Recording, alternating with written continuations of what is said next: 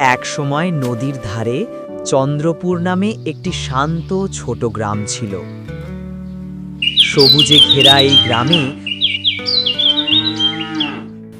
মানুষ ছিল সহজ সরল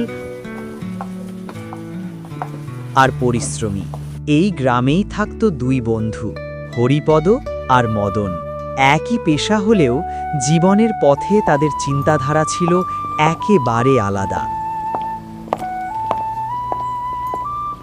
হরিপদ বিশ্বাস করত আজকের কষ্টই আগামীর সুখ। ভোরের আলো ফোটার আগেই সে মাঠে নেমে পড়ত।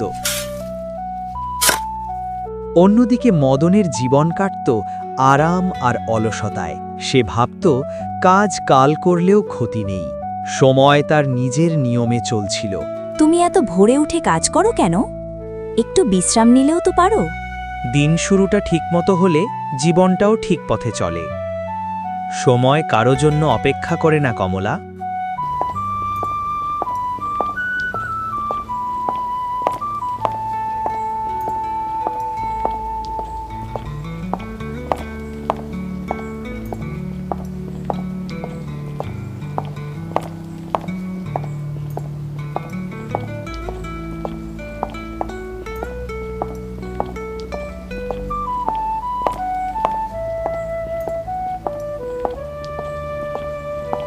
ও মদনদা, তুমি মাঠে যাবে না?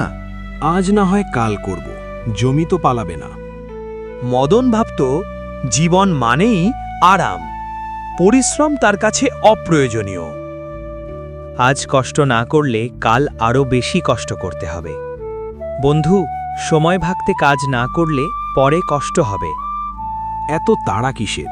জীবন তো আর দৌড় ন, ভাগ্যে থাকলে এমনিই সব হয়ে যাবে।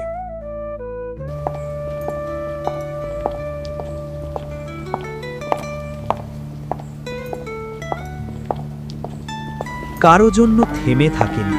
বর্ষা এলো, চাষের সবচেয়ে গুরুত্বপূর্ণ সময়, যে সময় পরিশ্রম না করলে পরে আফসোস ছাড়া কিছু থাকে না।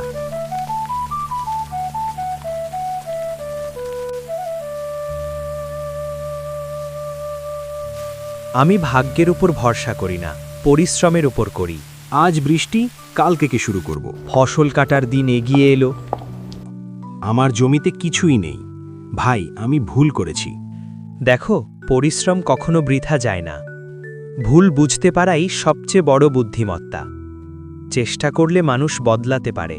হরিপদের জমি ভরে উঠল সোনালি ধানে, কিন্তু মদনের জমিতে আগাছা ছাড়া আর কিছুই ছিল না।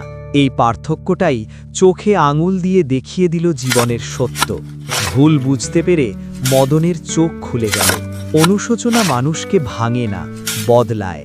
সেদিন থেকেই মদন নতুনভাবে জীবন শুরু করল। তুমি ঠিকই বলেছিলে, এবার আমি আর সময় নষ্ট করব না। আজ বুঝেছি ভাগ্যের থেকেও পরিশ্রম বড়। পরের বছর গ্রামে আবার এলো সুখের দিন। দুজনের জমিতেই উঠল সোনালি ফসল।